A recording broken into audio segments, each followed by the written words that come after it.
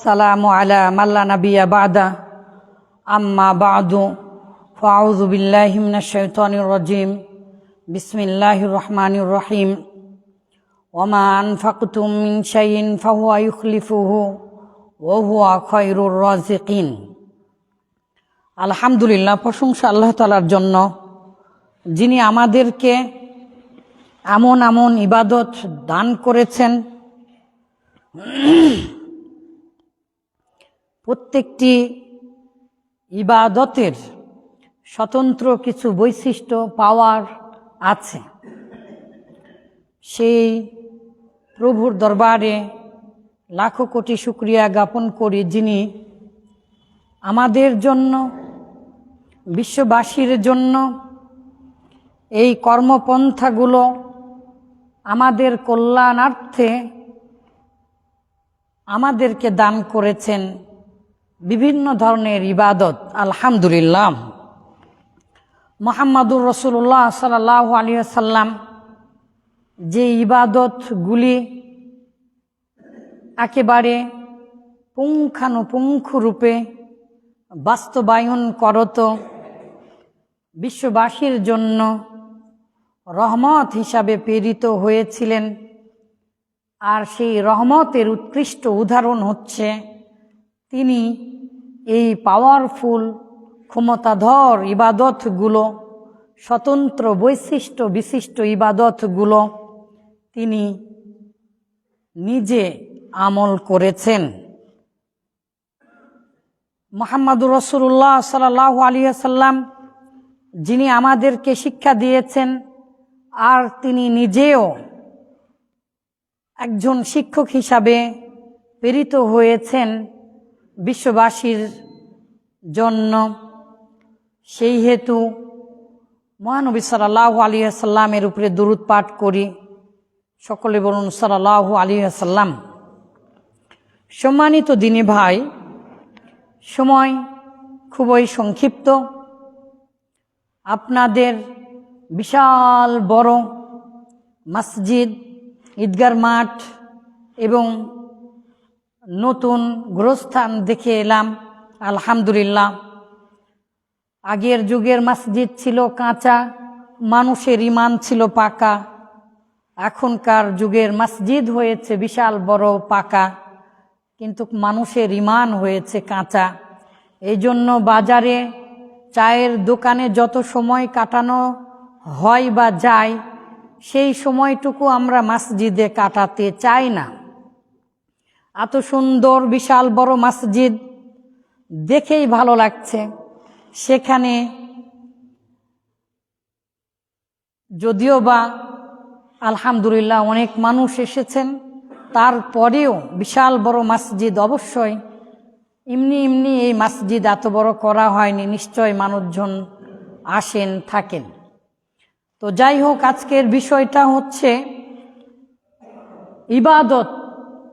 ইসলামে কোন ইবাদত সবচাইতে ক্ষমতাধর, পাওয়ারফুল? ইসলামে কোন ইবাদতগুলি বা কি কি সেই ইবাদত যেগুলো করলে তার লাভ বা লাভবান হওয়া যায়? তো প্রত্যেকটা ইবাদতেরই বিশেষ বৈশিষ্ট্য রয়েছে, ক্ষমতা রয়েছে। যেমন আপনারা জানেন, সিয়াম এবং কোরআন তেলাওয়াত, এই যে কোরআন, ইশাফিয়ান, তারা কি করবে? আল্লাহ তাআলার কাছে সুপারিশ করবেন। যেমন মুহাম্মাদুর রাসূলুল্লাহ সাল্লাল্লাহু আলাইহি ওয়াসাল্লাম সুপারিশ করবেন। তো সিয়াম এবং আমরা জানি কোরআন তেলাওয়াত, এটা আল্লাহ তাআলার কাছে আমাদের জন্য সুপারিশ করবেন। সিয়াম যেমন একটি স্বতন্ত্র ইবাদত, জান্নাতের একটি বিশেষ আছে, আর তাকওয়াবান হওয়া যায়। পৃথিবীর সর্বশ্রেষ্ঠ ইবাদত নিঃসন্দেহে সালাত। সালাত এটা শুধু ফরজে আইন, ইচ্ছাকৃতভাবে এবং আধুনিক যুগের পৃথিবীর সর্বশ্রেষ্ঠ আলিম গণেরা সকলেই প্রায় একমত হয়েছেন, যদি সালাত আদায় না করে তাহলে সে কাফের হয়ে যাবে।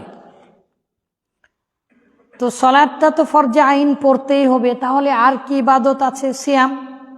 সিয়াম মনের শুদ্ধিতা, আত্মশুদ্ধিতা, আর বিশেষ আল্লাহ তাআলার নিকটবর্তী হওয়া যায়, এটা একটি ফরজ ইবাদত। যাকাত ফরজ ইবাদত। তো অনেকগুলো এরকম ইবাদত আছে, এক একটা ইবাদতের এক একটা বৈশিষ্ট্য। যেমন এক একটা গুনার এক একটা তার ক্ষতিকর দিক আছে, সুদ, জুয়া ইত্যাদি ইত্যাদি। গীবত, মেরে খাওয়া, আত্মসাৎ করা, সুদ, বিশেষ করে এই যে গীবত, চায়ের চমককে আমরা শুরু করি আর আমাদের স্ত্রীর সাথে ঘুমানোর আগ পর্যন্ত অন্যের গীবত করি, এই গীবতটাই হচ্ছে কবিরা গুনাহ। এটা যেই মানুষের গীবত করলেন, যেই মানুষের দোষ বর্ণনা করলেন, ওই মানুষ ক্ষমা না করলে আল্লাহও ক্ষমা করবেন না। কবিরা গুনাহ তো হবেই হবে, এবং জাহান্নামে যাওয়ার একটি অন্যতম কারণ, যেটা আমাদের অভ্যাসে পরিণত হয়েছে। তো এক এক গুনার এক একটা ধরন, এক একটা শাস্তি, এক একটা তার ক্ষতিকর দিক সমাজে ব্যক্তি জীবনে আছে, ঠিক তেমনি এক একটা ইবাদতের এক একটি পাওয়ার আছে। তো আমরা সচরাচর সালাত, সিয়াম আলহামদুলিল্লাহ জানি। আপনাদের এখানে যোগ্য একজন ইমাম আছেন, আমার বুদ্ধিরও অনেক আগের থেকে আলহামদুলিল্লাহ তিনি এখানে শুধুমাত্র আল্লাহকে খুশি করার জন্য বিনা পয়সায় আপনাদের ইমামতি করছেন আলহামদুলিল্লাহ। আমি যতদূর জানি আপনারা অনেক জেদাজেদি করেন, তিনি নেন না আলহামদুলিল্লাহ। প্রায় 12, 13, 14 বছরের মতো হয়তোবা তিনি ইমামতি করছেন আমাদের ওই স্যার। আল্লাহ তাআলা তাকে, তার পরিবার এবং তার বংশ পরম্পরায় দিনের খাদেম হিসাবে কবুল করুন। আল্লাহ তাআলা তাকে সম্মানিত করুন। আপনারা এমন একটি ইমাম পেয়েছেন আলহামদুলিল্লাহ। তো আপনারা নিশ্চয়ই তার কাছে শুনেছেন। আমি আজকের যে বিষয়টাকে ফোকাস করতে চাচ্ছি সেটাও শুনেছেন। তো আজকের বিষয়টা কি? পৃথিবীর যতগুলো ইবাদত আছে তার মধ্যে অন্যতম শ্রেষ্ঠ ক্ষমতাধর ইবাদত। কেমন ক্ষমতাধর? আল্লাহ তাআলা রাগ করেছেন, আল্লাহ তাআলা আপনার উপরে অসন্তুষ্ট হয়েছেন। আপনি এটা করার সাথে সাথে আল্লাহর ওয়াদা আছে, আল্লাহ তাআলার রাগকে মিটিয়ে দেওয়া হবে। আচ্ছা, আপনার বাবা মা মারা গিয়েছে, আপনি তাদেরকে জান্নাতে নিয়ে যেতে চাচ্ছেন।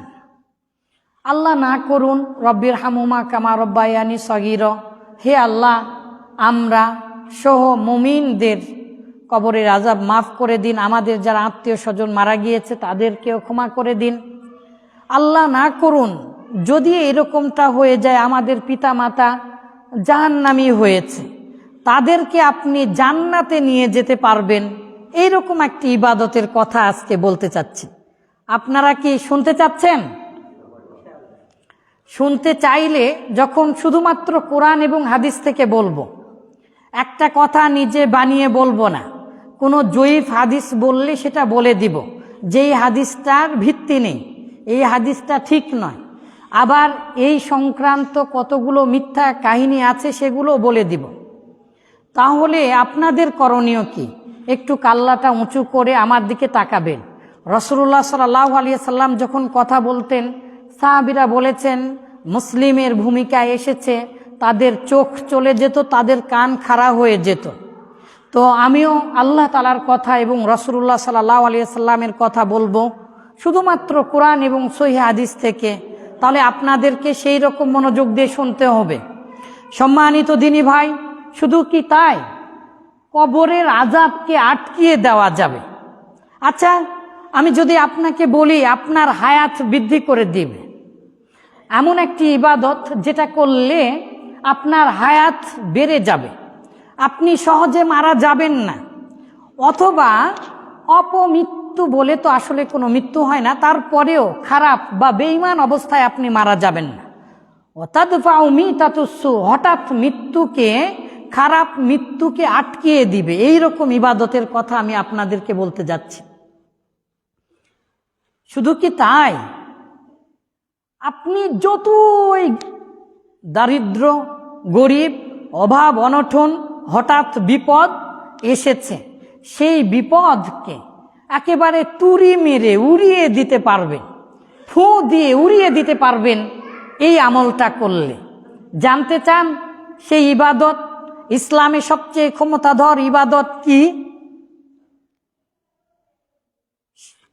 মহান আল্লাহ তাআলা ওয়াদা দিয়েছেন যে আপনি যতই দরিদ্র হন, যতই অভাবে পড়েন, বিপদে পড়েন, আল্লাহ তাআলা সেই বিপদ উঠিয়ে নেবেন, সেই অভাব দূর করে দিবেন। এই ইবাদতের কথা বলতে এসেছি এবং এর কারণও আছে। চলুন শুধুমাত্র কোরআন এবং সহিহ হাদিস থেকে আমরা শুনব। তাহলে আপনাদের কাজ এখন কি? কোনো কথা না বলে সরাসরি কোরআন হাদিস শোনা।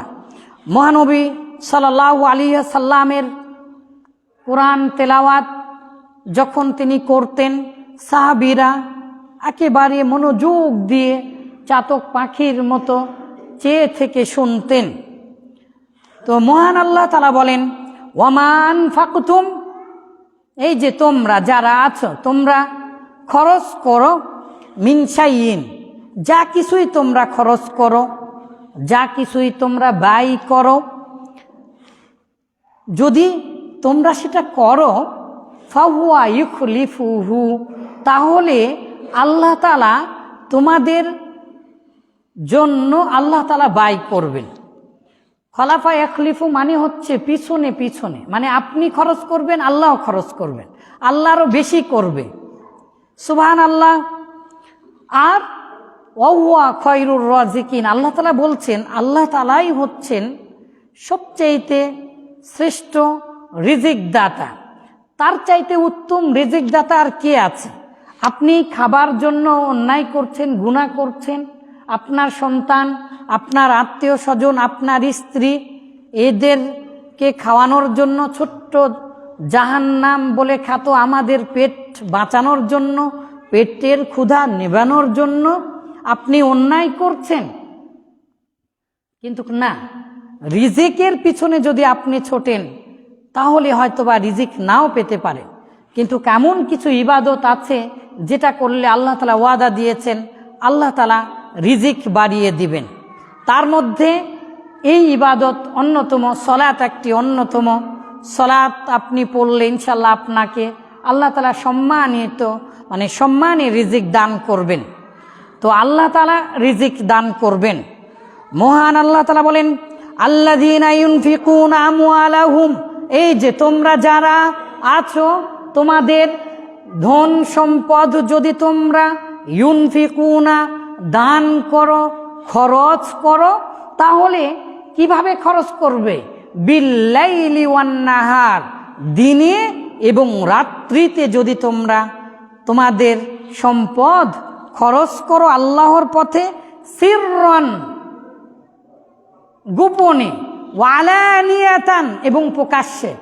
ইসলামে একটি ইবাদত দেখে দেখে মানুষকে উদ্বুদ্ধ করে করা যাবে, সেটা হচ্ছে দান। আল্লাহ তাআলা বললেন সিররান ওয়া আলানিয়াতান, গোপনে এবং প্রকাশ্যে। আপনি প্রকাশ্যেও যদি দান করেন, আপনার দেখা দেখি অন্য কেউ যদি দান করে, তারও সওয়াব আপনি পেয়ে যাবেন।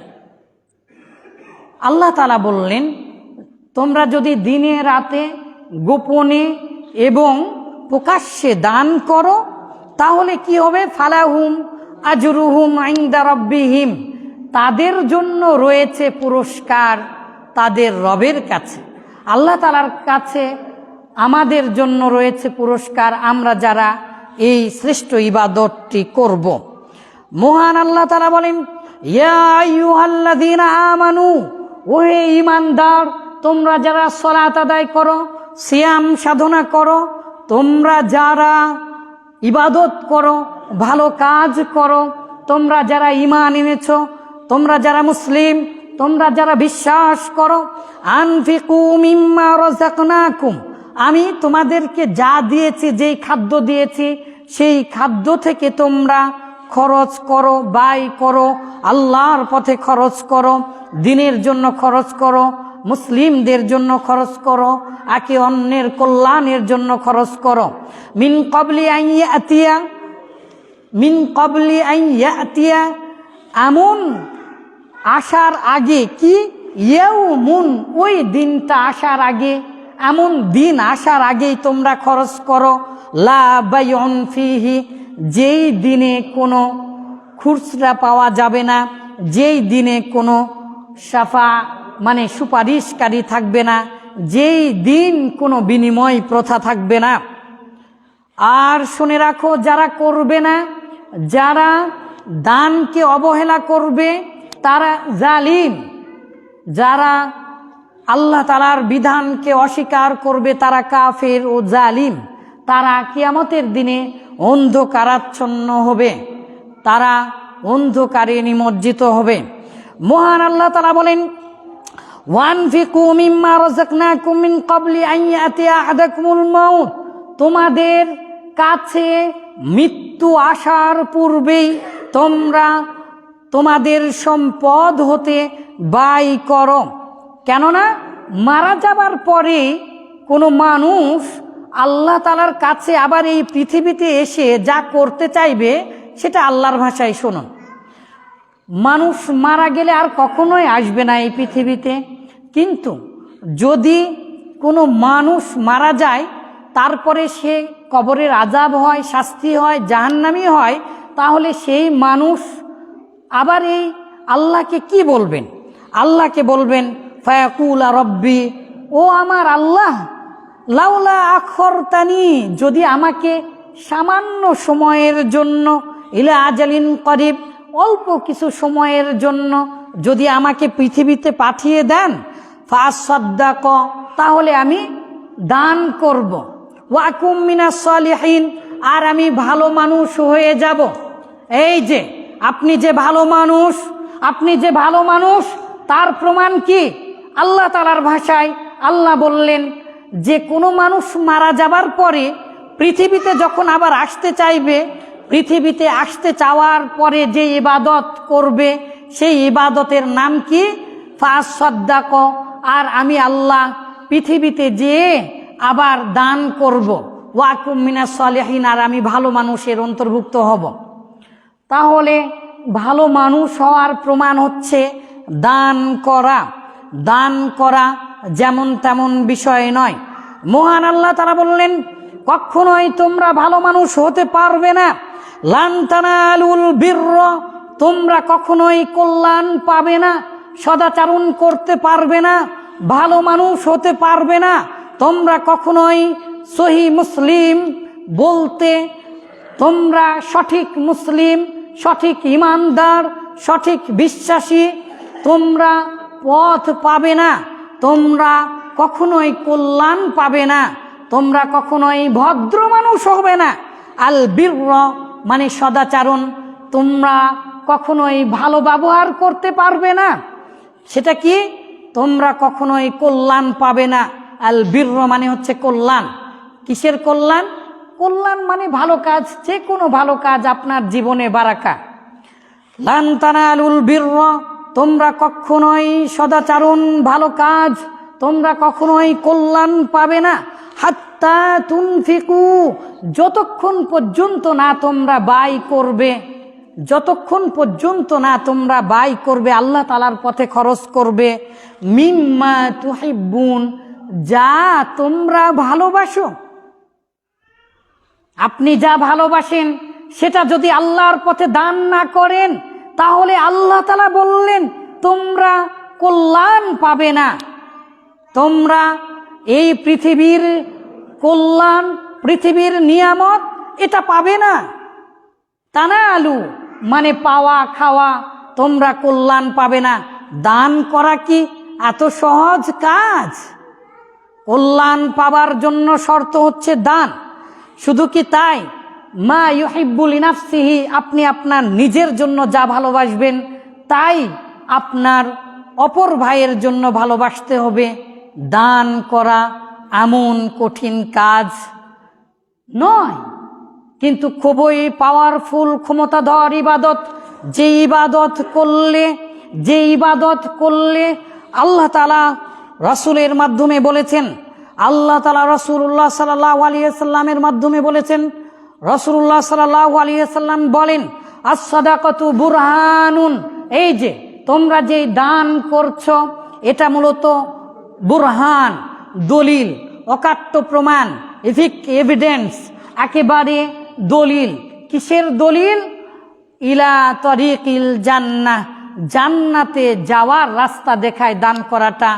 আর দলিলুল জান্নাহ, জান্নাতের দলিল।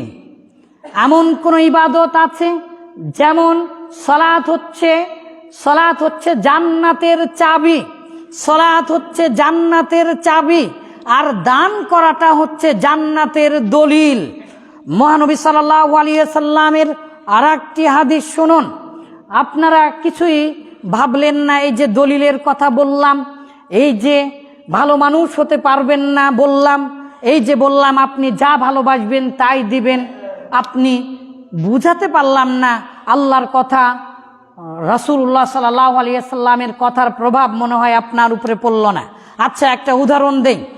দেখুন, রাসূলুল্লাহ সাল্লাল্লাহু আলাইহি ওয়াসাল্লামকে ভালোবেসে একদিন বিলাল রাদিয়াল্লাহু তাআলা আনহু কিছু খেজুর রেখে দিয়েছিলেন। বিলাল, আবু হুরায়রা তারা মসজিদের এক কোনায়, এক সাইডে, মসজিদে নববীর এক পাশে তারা কোরআন হাদিস লেখাপড়া করতেন, জ্ঞান চর্চা করতেন। মাদ্রাসার মতো তারা সেখানে থাকতেন এবং তারা এই কোরআন হাদিসগুলো মুখস্থ করতেন। তো রাসূলুল্লাহ সাল্লাল্লাহু আলাইহি ওয়াসাল্লামকে ভালোবেসে তারা তো, তাদের কাছে হাদিয়া আসতো, দান আসতো, খাবার আসতো, বিভিন্ন মানুষ তাদেরকে ভালোবেসে দিতেন। তো সেখান থেকে কয়েকটা খেজুর উঠিয়ে রেখেছেন। কাকে খাওয়ানোর জন্য? মুহাম্মাদুর রাসূলুল্লাহ সাল্লাল্লাহু আলাইহি ওয়াসাল্লামকে ভালোবেসে খাওয়ানোর জন্য। নিজে না খেয়ে অথবা খেয়ে তা সেখান থেকে কিছু বেঁচে তিনি কার জন্য রেখেছেন? মুহাম্মাদুর রাসূলুল্লাহ সাল্লাল্লাহু আলাইহি ওয়াসাল্লামের জন্য রেখেছেন। একদিন বা 2 দিন পরে এসেছেন মুহাম্মাদুর রাসূলুল্লাহ সাল্লাল্লাহু আলাইহি ওয়াসাল্লাম, তখন বিলাল সেই খেজুরগুলো রাসূলুল্লাহ সাল্লাল্লাহু আলাইহি ওয়াসাল্লামকে দিলেন। রাসূলুল্লাহ সাল্লাল্লাহু আলাইহি ওয়াসাল্লাম বুঝতে পারলেন যে বেলাল নিজে না খেয়ে আমার জন্য খেজুর রেখেছে, আর এই যে কয়েকদিন ধরে এই খেজুরটা রেখেছে, জড়ো করেছে, ব্যাংকে সঞ্চয় করার মতো জড়ো করেছে। রাসূলুল্লাহ সাল্লাল্লাহু আলাইহি ওয়াসাল্লাম রাগান্বিত হয়ে গেলেন এবং বললেন, হে বেলাল, তুমি আল্লাহর জমিনকে কি ছোট মনে করেছো?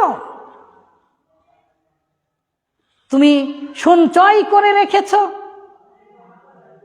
আপনার ব্যাংকে কত টাকা, আর আপনার পাড়া প্রতিবেশীর কি অবস্থা, আল্লাহর কাছে কৈফিয়ত দিতে হবে। সম্মানিত দিনী ভাই, বোঝার চেষ্টা করুন।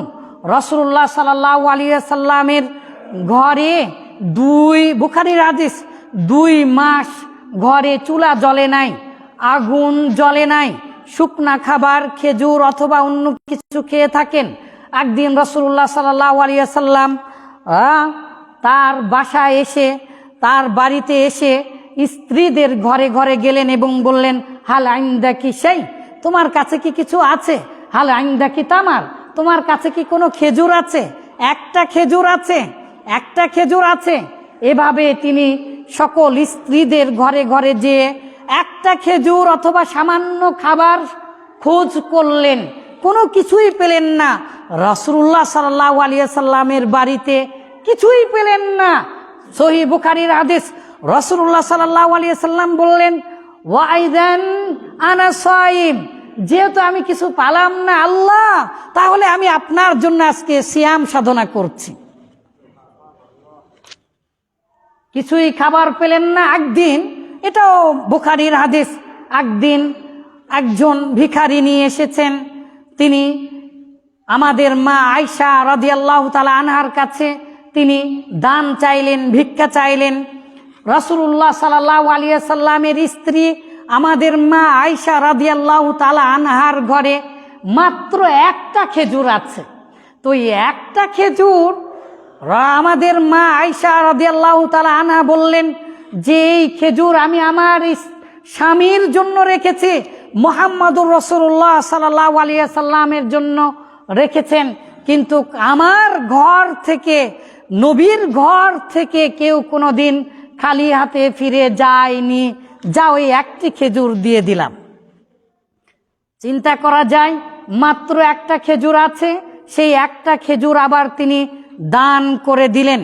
আবার মায়ের দয়া কেমন দেখেন, যেই ভিখারিনী ওই একটি খেজুর নিলেন, সেই ভিখারিনী তিনি আবার ওই একটি খেজুরের দুই অর্ধেক করে, এক পাশে একটা মেয়ে ছিল আর এক পাশে আর একটা মেয়ে ছিল, দুই অর্ধেক করে দুই দানা করে দুইটা মেয়েকে নিজে না খেয়ে আবার দিয়ে দিলেন। মহানবী সাল্লাল্লাহু আলাইহি সাল্লাম বলেছেন, আন নবী হুরায়রা রাদিয়াল্লাহু তাআলা আনহু قال قال رسول الله صلى الله عليه وسلم عن عدي بن حاتم আগের হাদিস, عن عدي بن حاتم رضي الله تعالى عنه قال سمعت رسول الله صلى الله عليه وسلم يقول, রাসূলুল্লাহ সাল্লাল্লাহু আলাইহি সাল্লামকে আমি বলতে শুনেছি। রাসূলুল্লাহ সাল্লাল্লাহু আলাইহি সাল্লাম তিনি এভাবে বক্তৃতা দিতে, কথা বলতে, আমাদেরকে উপদেশ দিতে বলেছেন, ইত্তাকুন নার, এই যে শোনো তোমরা, ইত্তাকুন নার, জাহান্নাম থেকে বেঁচে থাকো। জাহান্নাম থেকে কিভাবে বেঁচে থাকা যায়? জাহান্নাম থেকে কিভাবে বেঁচে থাকা যায়? ওলাও বিশাক্কি তামরাতিন, আর জাহান্নাম থেকে বেঁচে থাকো ওলাও বিশাক্কি তামরাতিন, খেজুরের একটা দানা দিয়ে হলেও তোমরা জাহান্নাম থেকে বেঁচে থাকো।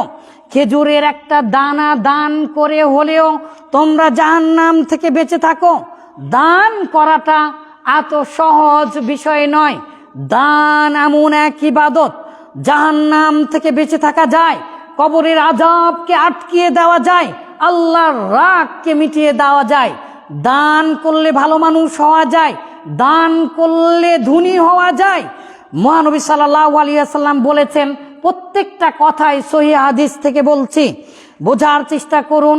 কোরআন এবং সহিহ সুন্নাহর বাইরে কোনো কথা বলতে চাচ্ছি না। দানের বিষয়ে পৃথিবীতে এত কাহিনী আছে, এখনই বললে আপনারা হাউমাউ করে কেঁদে উঠবেন, হাউমাউ করে কেঁদে উঠবেন। আমাদের মা বোনেরা এসেছে, তার জন্য সহিহ সূত্রে বর্ণিত একটি কাহিনী এখনই বলে নিচ্ছি, পরে হয়তো বা আর সময় পাবো না। সম্মানিত দিনী ভাই, বোঝার চেষ্টা করুন। আপনারা যারা হজে গিয়েছেন, আমি মদিনায় থাকতে রাসূলুল্লাহ সাল্লাল্লাহু আলাইহি সাল্লামের কবরের পাশে যতবার গিয়েছি, প্রায় সময় এই কাহিনী আমার মনে পড়ত। সহিহ সূত্রে বর্ণিত বিশুদ্ধ কাহিনী, সহিহ কাহিনী। সেটা কি? আমাদের মা আয়েশার কবর, আমাদের মা আয়েশার কবর রাসূলুল্লাহ সাল্লাল্লাহু আলাইহি সাল্লামের পাশে হওয়ার কথা ছিল, কিন্তু আমাদের মা সেই কবরটুকু কি করলেন দেখেন। রাসূলুল্লাহ সাল্লাল্লাহু আলাইহি সাল্লাম মারা গেলেন আয়েশার ঘরে। আমাদের মা আয়েশা রাদিয়াল্লাহু তাআলা আনহা তিনি রাসূলুল্লাহ সাল্লাল্লাহু আলাইহি সাল্লামের কবরের পাশেই ঘুমাতেন, শুয়ে থাকতেন। সেখান থেকে তিনি হাদিস পড়াতেন। 450 জন সাহাবীকে তিনি হাদিস শিক্ষা দিয়েছেন। 450 জন সাহাবীকে আমাদের মা সেই ঘর থেকে হাদিস পড়াতেন। দুই বছর কয়েক মাস পরেই তার বাবা মারা গেলেন। তার বাবা আবার মারা যাবার সময় বলছেন, মালিয়াউম মালিয়াউম ইয়া উম্মি, ও আমার মা আয়েশা, তুমি বলো তো আজকে কি বার? তখন বলছে, ইয়া আবি, ও আমার বাবা, আলিয়াউম ইয়াউমুল ইসনাইন, আজকে হচ্ছে সোমবার। তখন আবু বকর রাদিয়াল্লাহু তাআলা আনহু মারা যাচ্ছেন, ঠিক সেই সময় বলছেন এই কথাগুলো। তিনি বলছেন যে মাতা তুবুফিয়ান নবী সাল্লাল্লাহু আলাইহি সাল্লাম, আমাদের নবী, আমাদের প্রিয় নবী কবে মারা গিয়েছে মা, কোন দিনে মারা গিয়েছে? তখন আমাদের মা আয়েশা রাদিয়াল্লাহু তাআলা আনহা বললেন যে তিনি মারা গিয়েছেন ইয়াউমুল ইসনাইন, সোমবার দিনে। মারা যাবার সময় আবু বকর রাদিয়াল্লাহু তাআলা আনহু আসমানের দিকে তাকিয়ে আল্লাহকে বললেন, আল্লাহ আজকের রাত যেন আর পার না হয়, আমি এই সোমবারেই মারা যেতে চাই। কেমন ভালোবাসা রাসূলুল্লাহ সাল্লাল্লাহু আলাইহি ওয়াসাল্লামের প্রতি। তিনি মারা গেলেন, তার কবরও রাসূলুল্লাহ সাল্লাল্লাহু আলাইহি ওয়াসাল্লামের পাশে দেওয়া হলো। আর সামান্য একজন মানুষ শুয়ে থাকার মতো জায়গা আছে, ছোট্ট ঘরে 3 জনের কবরের হওয়ার মতো জায়গা। আমাদের মা আয়েশা রাদিয়াল্লাহু তাআলা আনহা মনে মনে ভাবেন যে আমি এখানে মারা যাব, এখানে আমার কবর থাকবে, আমার স্বামীর কবর, আমার বাবার কবর, আমার কবর এখানে থাকবে। হঠাৎ একদিন ভোরবেলায় ওমর রাদিয়াল্লাহু তাআলা আনহুকে সালাতরত অবস্থায়, ফজরের সালাতরত অবস্থায় একজন অনেক জোরে বল্লম চালিয়ে দিল, খঞ্জর চালিয়ে দিল, 2 দিকেই ধার আছে, এমন জোরে টান দিয়েছে পেটে চালিয়ে দিয়ে যে গোটা পেট ফেরে যে ভুঁড়িগুলো বের হওয়ার উপক্রম। ওমর রাদিয়াল্লাহু তাআলা আনহুর পেট দিয়ে ফিঙ্কি দিয়ে একেবারে রক্তে রঞ্জিত হয়ে গেল। মার সকল সাহাবীরা উমারকে দেখে কাঁদতে শুরু করে দিলেন। এই পৃথিবীতে আর উমার থাকবে না। যেভাবে রক্ত বের হতে শুরু করেছে, কিছুক্ষণের মধ্যেই উমার মারা যাবেন। সবাই কাঁদতে শুরু করলেন। সেই সময় উমার রাদিয়াল্লাহু তাআলা আনহু পেট ধরে বললেন, ওহে আমার ছেলে আব্দুল্লাহ ইবনে উমার, ওহে আব্দুল্লাহ, তুমি আমার কাছে আসো। আব্দুল্লাহ কে কাছে ডেকে বললেন, যাও আমার মার কাছে যাও, আমার মার কাছে যেয়ে বলো, আমার মার কাছে যেয়ে বলো আমি 3.5 হাত জায়গা আমি ভিক্ষা চাই, আমি আমার 2 বন্ধুর কাছে ঘুমাতে চাই, আমি আমার 2 বন্ধুর কাছে থাকতে চাই। আয়েশা রাদিয়াল্লাহু তাআলা আনহার কাছে যাওয়ার সাথে সাথে আব্দুল্লাহ ইবনে ওমর, ওমরের ছেলে, যখন এই কথা বললেন, আয়েশা রাদিয়াল্লাহু তাআলা আনহা কাঁদছিলেন আর বলছিলেন, আমার স্বামীর পাশে আমি ঘুমাতাম, আমার বাবার পাশে আমি ঘুমাই, আমার ছেলে নেই, সন্তান নেই, এই জায়গাতে আমার মাটি হবে, আমি এটা নিয়ত করেছিলাম। কিন্তু এই নবীর ঘর থেকে কেউ কোনো দিন ফেরত যায়নি। যাও হে আব্দুল্লাহ ইবনে ওমর, তোমার বাবাকে যে বলো আমি আমার এই 3.5 হাত জায়গাটুকু তোমার বাবার জন্য দান করে দিলাম। আজ আয়েশার কবর কোথায় আছে জানি না, খুঁজেছি পাইনি, কিন্তু কুমারের কবর যেখানে আছে সেই কবরের জায়গা আমাদের মা আয়েশা রাদিয়াল্লাহু তাআলা আনহা দান করেছেন। ওমরের ছেলে তিনি এসে যখন ওমর রাদিয়াল্লাহু তাআলা আনহুকে বললেন, তখন তিনি বললেন যে বাবা, আমি মারা যাবার পরে তুমি আরেকবার আমাদের মাকে বলবে। চিন্তা করা যায়, ওমরকে 3.5 হাত জায়গা তিনি দান করলেন। সেই ওমর মারা যাবার পরে আমাদের মা কিন্তু দেখতে যাননি, তার চেহারা দেখতে যাননি। আর আপনাদের পাড়ায় হয়তোবা হয় না, কেউ মারা গেলে সবচাইতে বেশি কে দেখতে যায়? মেয়ে মানুষেরা দেখতে যায়। আপনার বাবাকে, আপনার ভাইকে, আপনার সন্তানকে কেন অন্য মেয়েরা দেখবে? তাও আবার মারা যাওয়ার পরে। খবরদার কোনো মেয়েকেও দেখতে দিবেন না। আবার কোনো মেয়ে মারা গেলে অবশ্যই কেউ দেখতে যাবেন না। আমার মা বোনেরা সান্ত্বনা দিতেই পারেন, যেতেই পারেন, দেখার উদ্দেশ্যে যাবেন না। ইসলাম এত সহজ নয়। হাম কা নাম মুসলমান হুয়া লেকিন কাম মে মেরা মুসলমান নেহি। গরু খানে কে লিয়ে মুসলমান হুয়া, গরু খানে কে লিয়ে মুসলমান হুয়া। একদিন বক্তৃতায় বলছিলাম, ওয়াজ করতে করতে, তো পাশের একজন বক্তার গায়ে লেগেছে। তো সে বলছে, তো মেরে ভাই কিয়া হুয়া, কিয়া হুয়া, মেরে ভাই কিয়া হুয়া, গরু খানে কে লিয়ে মুসলমান হুয়া তো কিয়া হুয়া। তো তার মানে বুঝাতে চাচ্ছে গরু খুব স্বাদের মাংস, গরু খাবার জন্য যদি মুসলমান হয় খারাপ কি? তো খারাপ তো কিছুই নয়। তো আমি আবার বললাম, কুছ ভি নেহি, সির্ফ হুক্কা হুয়া, হুক্কা হুয়া। হ্যাঁ, একজন শিয়াল যদি হুক্কা হুয়া বলে চিৎকার করে, কোনো শিয়াল আর থাকতে পারে না। আজ মুসলিমদের বৈশিষ্ট্য যেন এরকম হয়ে দাঁড়িয়েছে, কোরআন হাদিসে আছে কি নাই সেগুলো ভাবার চিন্তা করে না। দেখুন, আমাদের মা একটা খেজুর ছিলেন, সেটাও দান করে দিলেন। বুখারীর হাদিস, কিছুক্ষণ আগে বলেছি 3.5 হাত জায়গাটুকু, ঘুমানোর মতো জায়গাটুকু, সেই জায়গাটুকুও তিনি দান করে দিলেন ওমর রাদিয়াল্লাহু তাআলা আনহুকে তিনি দান করে দিলেন, আমাদের মা। তাই রাসূলুল্লাহ সাল্লাল্লাহু আলাইহি ওয়াসাল্লাম বলছেন, ইত্তাকুন নার, তোমরা জাহান্নাম থেকে বেঁচে থাকো, ওয়ালাউ বিশিক্কি তামরাতিন, যদিও একটা খেজুরের দানা দিয়ে হয়। মহানবী সাল্লাল্লাহু আলাইহি ওয়াসাল্লাম নিজেই আবার বলছেন, ফামাল্লাম ইয়াজিদ, এই যে শোনো, তোমাদের কাছে যদি খেজুরের দানাও না থাকে, ফাবি কালিমাতিন তাইয়্যিবাতিন, তাহলে তোমরা দুটা ভালো কথা বলো। সম্মানিত দিনী ভাই, শুধু কি তাই, সর্বশেষ হাদিস শুনে রাখুন, আর দুটা হাদিস বলেই শেষ করছি। ইন্নাস সাদাকাতা তুতফিউ গদবা রাব্বি, আল্লাহ তাআলার রাগকে নিভিয়ে দেন, মিটিয়ে দেন। যদি আপনি দান করেন, আল্লাহ তাআলার রাগকে মিটিয়ে দেওয়া হবে। আল্লাহ যদি আপনার উপরে অসন্তুষ্ট হন, তাহলে মিটিয়ে দেওয়া হবে। আর সাদাকাতু তারুদ্দুল বালা, আর বিপদ আপদ উঠিয়ে নেয় সাদাকা। এই হাদিসটা বক্তারা বলে এই হাদিস সঠিক নয়। শেষ করে দিচ্ছি, বারবার আমি ঘড়ির দিকে তাকাচ্ছি, আপনাদের তাকাতে হবে না। লুক অ্যাট মি, আমার দিকে তাকান। কাল্লাটা নিচু করে সারা জীবন এভাবে খুতবা শুনতে এসেছেন? এখানে কি ঘুমানোর জন্য এসেছেন? কোরআন হাদিস শুনুন, বুঝুন।